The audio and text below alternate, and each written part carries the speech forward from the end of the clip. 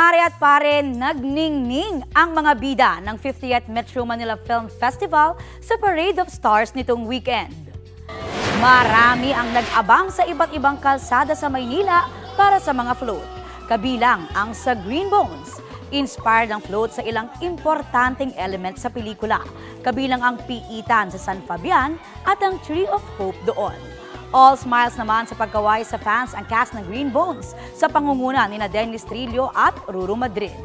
Kahapon, naghatid din ng saya at kilig si Dennis habang naglilibot sa ilang mall sa Cebu City para ipromote ang pelikula. Mainit naman ang pagtanggap sa kanya ng mga kapusong Cebuano.